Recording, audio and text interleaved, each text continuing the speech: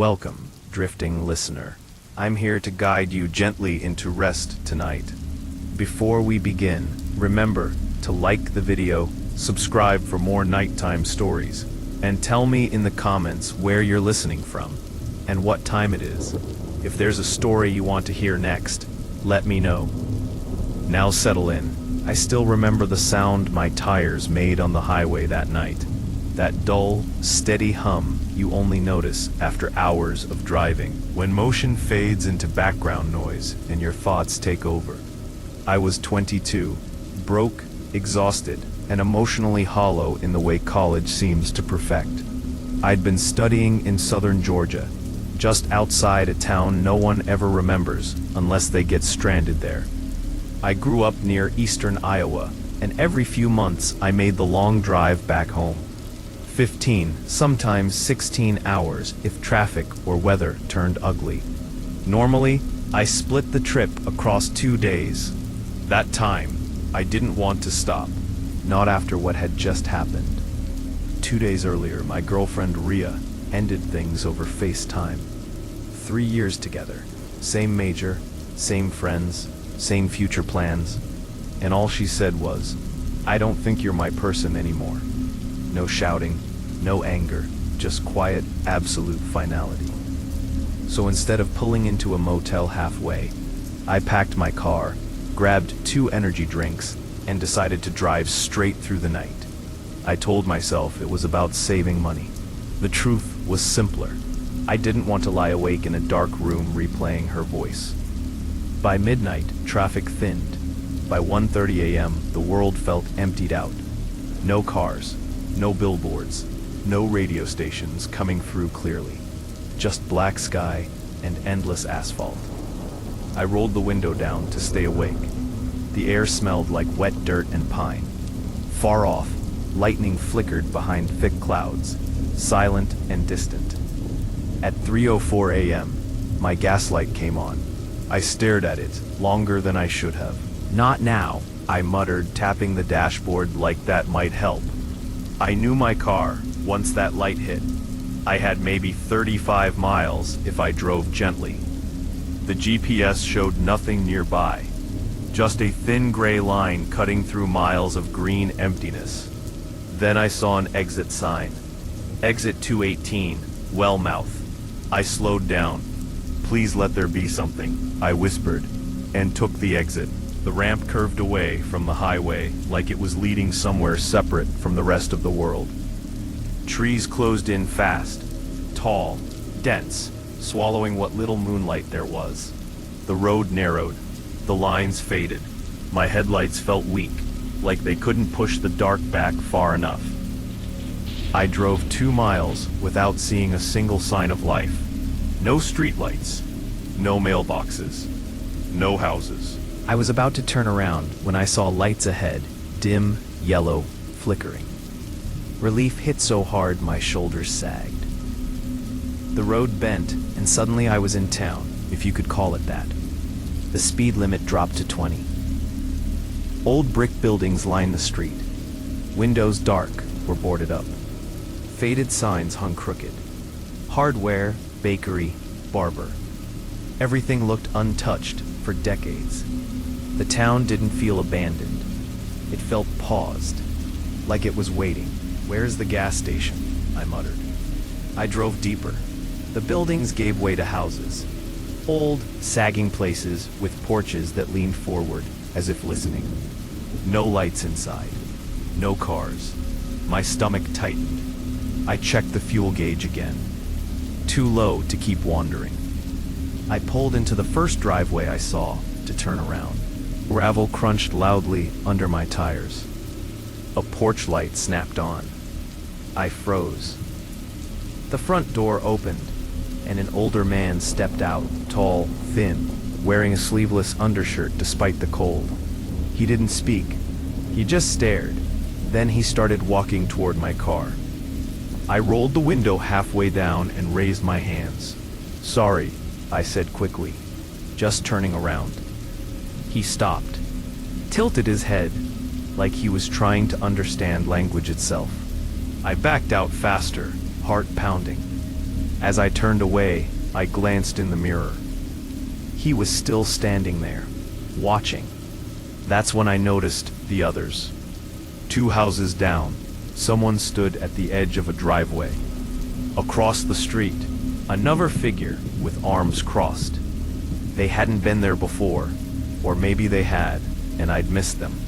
Every one of them stared at my car.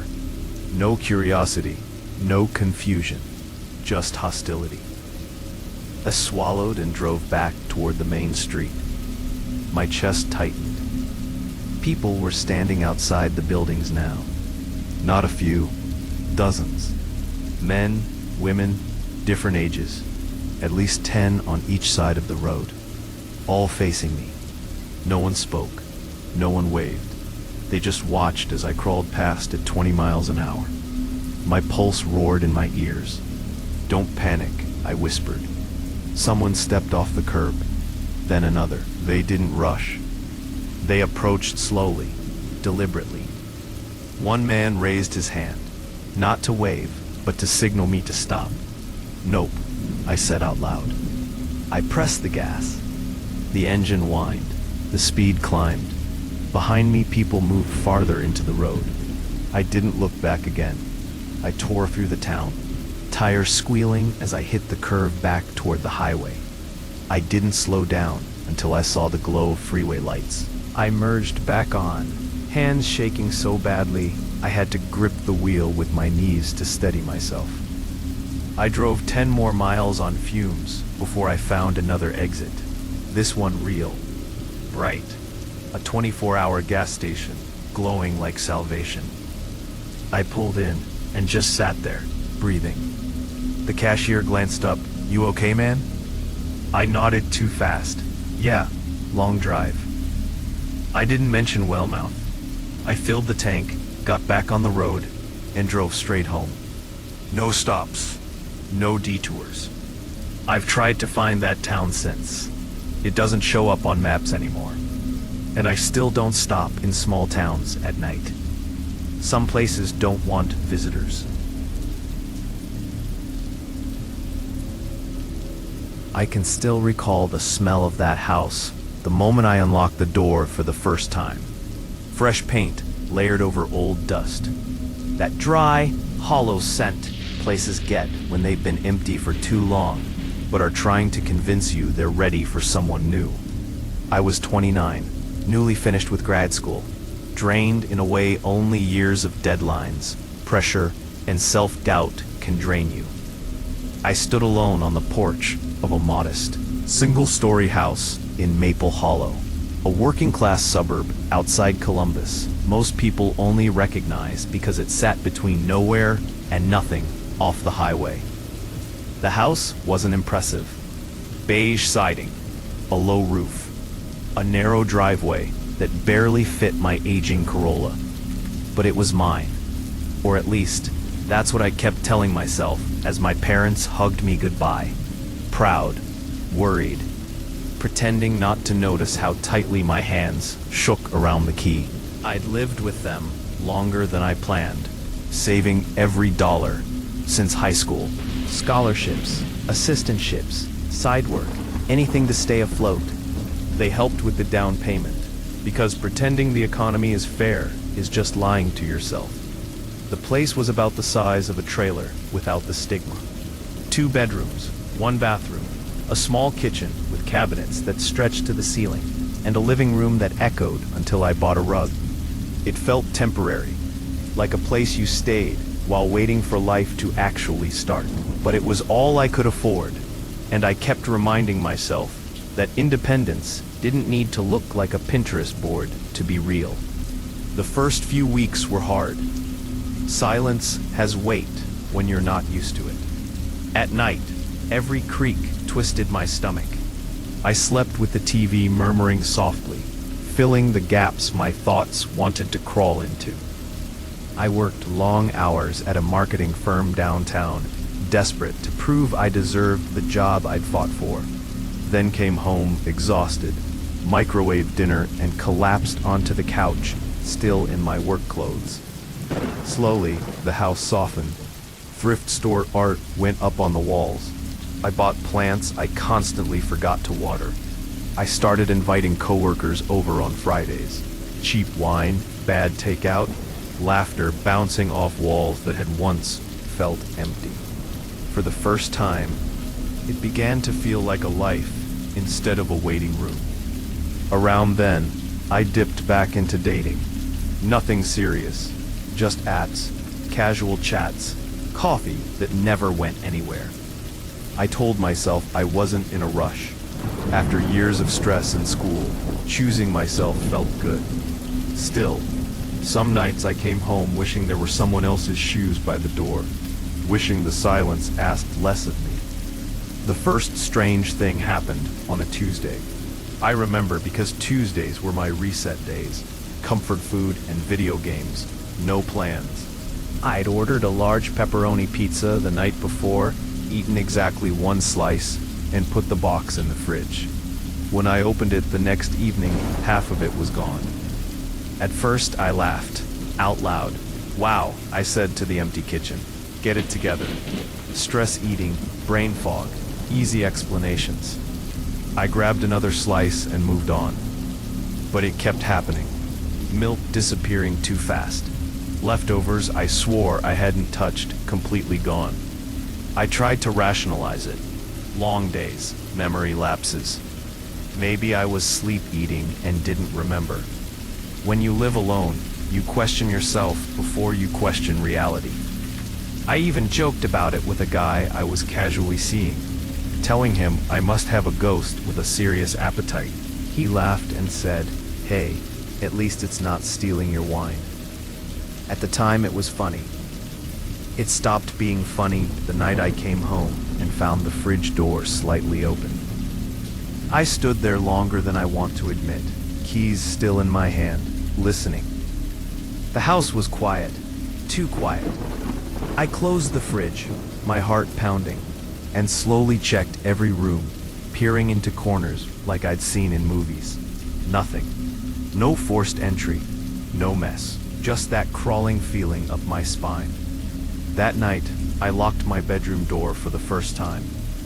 I remembered the hidden cameras almost by accident. Back in high school, a friend had been paranoid about her stepdad, and her brother gave us tiny cameras disguised as phone chargers. I'd packed them when I moved out without knowing why. Maybe some part of me always expected things to go wrong. I plugged one into a kitchen outlet, another facing the fridge, and tried not to feel ridiculous. "Just peace of mind," I muttered. I didn't tell anyone. I didn't want to be the girl who overreacted. A few days later, at work, a coworker named Jenna was venting about her mom's house being broken into. "They barely took anything," she said. "Just food and some cash. It's creepy, like someone was just there." My stomach dropped. I told her about my missing food, half joking about a squatter. Her expression hardened instantly. "That's not nothing," she said. "You need to check. Do you have cameras?" She helped me download the app during lunch. That night, I sat on my bed with my tablet, fingers hovering like the screen might bite me. The footage was boring, until it wasn't. At 2:14 a.m., the kitchen light turned on. I leaned closer, barely breathing. The cabinet above the sink, the one I never used, creaked open from the inside. Hands appeared. Then a face. An older woman, thin, hair gray and tangled, eyes darting, like a trapped animal. She dropped to the floor and went straight to the fridge. She drank from my milk carton, ate cold leftovers with her bare hands, crumbs scattered across my counter. She didn't rush. She looked comfortable. After 10 minutes, she climbed back up, folded herself into the cabinet like it was a nest, and closed the door. I didn't scream. I didn't cry. I went numb. I called the police from my car, hands shaking so badly I almost dropped my phone. I refused to go back inside. When they arrived, I watched from the driveway as they opened the cabinet and pulled her out. She screamed, cursed, clawed at them, shouting that she was my mother, that she lived there, that they had no right. Her voice was raw, desperate, terrifying. They took her away. I pressed charges. After that, my mom stayed with me for weeks. I installed more cameras, changed the locks, adopted a mutt named Buck, despite my allergies. I stopped dating for a while. Trust doesn't come easily after something like that. Sometimes, late at night, I still listen to the house breathe, quietly reminding myself that I'm safe now.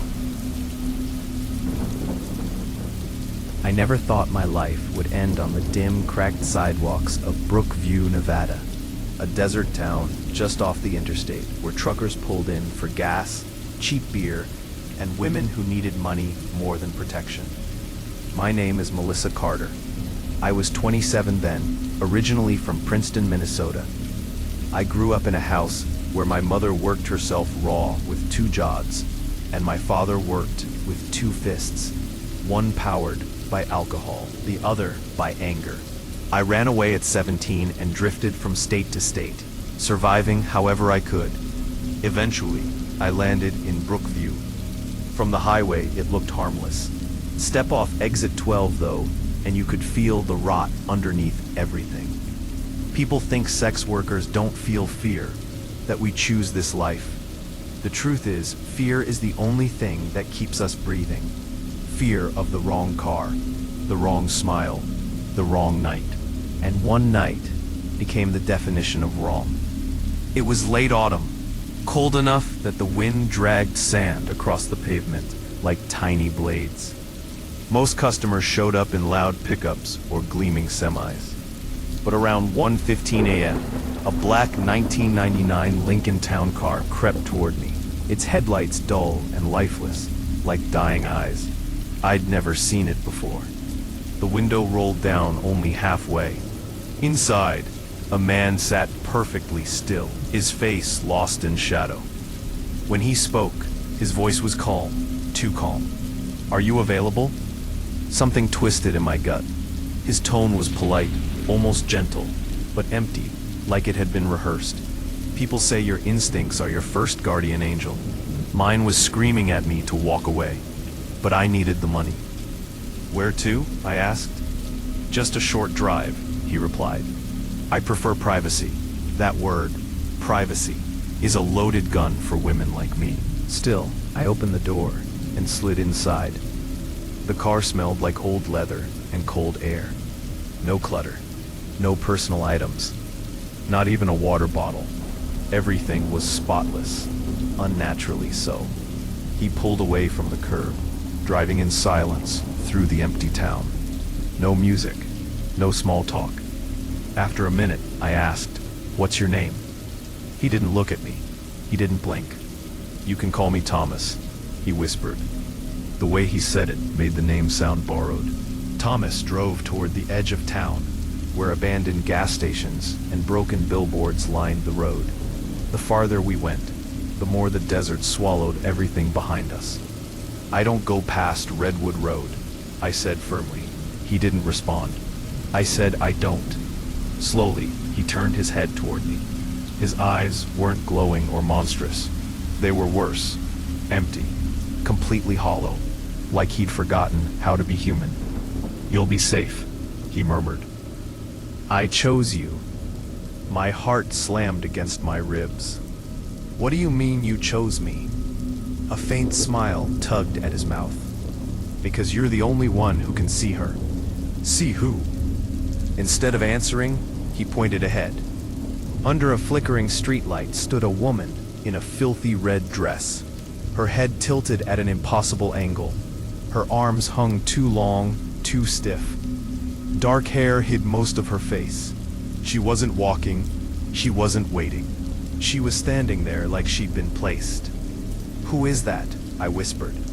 Thomas whispered back, "My last passenger." The car slowed to a crawl. My breath turned to ice. The woman wasn't looking at the car, yet somehow I knew. She was aware of me. Only me. Her head twitched. Then her entire body jerked forward, like her bones had snapped and reset. "I don't want to go near her," I said. "Turn around." Thomas looked almost confused. "She's already with us." My chest tightened. What are you talking about? She's right there. No, he whispered, glancing at the rearview mirror. She's inside. I spun around so fast my neck burned. The back seat was empty, or so I thought. Then I saw it in the reflection of the side window. A faint outline of a woman's face pressed against the glass, inches from mine. I screamed and yanked at the locked door. Let me out. Thomas didn't flinch. She wants to go home, he said softly. She needs someone alive to take her place. Someone alive. Her place where? The reflection slid closer, her hair moving like wet seaweed, her lips stretching too wide. Thomas turned onto a dirt road. The car rattled over rocks until a collapsing house appeared ahead. Windows boarded, roof sagging, half swallowed by the desert. No one lived out there. No one should. The car stopped. Before he could speak, I unlocked the door manually and bolted. The desert wind slapped my face as I stumbled backward. Thomas stepped out calmly, like time meant nothing to him. Alyssa, he said gently, if you run, she'll follow you forever. I don't care, I screamed. Then I heard it. A wet, dragging sound, like broken feet pulled through sand. The woman in the red dress slid from the shadows of the house, not walking, gliding. Her limbs bent wrong, her mouth tore open like a split wound.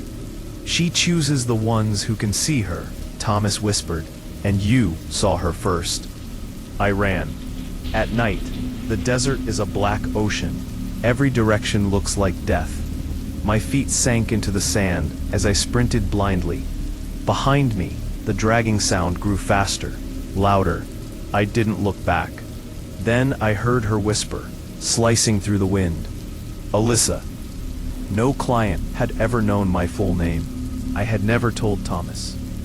I spotted a rusted water tower in the distance and ran for it, ducking behind its base, forcing myself to stay quiet. For a moment, everything went still. Then the metal above me creaked. Something was climbing. I looked up. Her face stared down at me from the ladder, upside down, hair hanging, eyes white and stretched wide. I screamed and ran again, lungs burning, vision tunneling. Headlights suddenly cut across the sand. A sheriff's patrol truck skidded to a stop. Deputy Mark Jennings, a man who had warned me countless times to leave this life, jumped out. Alyssa, are you hurt? What happened? All I could manage was, don't look at her. Look at who? She appeared behind him, jerking into the headlights, her mouth opening impossibly wide, fingers stretching like claws. Get in the truck, Jennings shouted. I didn't hesitate. He floored it, but the impact came like thunder. The woman slammed into the back of the truck. Jennings glanced in the mirror. What the hell is? Don't look at her, I screamed. Too late. His pupils blew wide. His breathing stopped. His hands froze on the wheel. She's beautiful, he whispered. The truck swerved, rolled. I woke up upside down, blood dripping into my eyes, the desert sky spinning. Jennings lay unconscious beside me. Then I heard footsteps, not dragging, walking, slow, measured. Thomas knelt beside me, gentle as a doctor. She's chosen you, he said. All you have to do is give her someone else. I shook my head, sobbing. No, please. A life for a life, he whispered. One living soul for your freedom. Even a stranger. He held out his hand. Choose, or she takes you now. Behind him, the woman stood inches from my face, her mouth cracked open like broken porcelain. Her breath was cold against my cheek. I understood then, if I didn't choose, I would become the next woman under Exit 12. I looked at Jennings, injured, unconscious, innocent. My heart shattered. But survival is a monster that devours morality. Take him, I whispered. Thomas smiled. The woman slid over Jennings, her limbs snapping into place around him. He never woke as she dragged him into the darkness. By morning, I walked back to town like a ghost. Bloody, shaking, hollow. Thomas was gone. The woman was gone. Jennings was gone. Every night since, I hear whispers when I try to sleep. You're free for now. And sometimes, when I stand on the street waiting for customers, I feel something cold behind me. Watching. Waiting. Because I didn't escape. I only delayed my turn. And one day, she'll want another trade.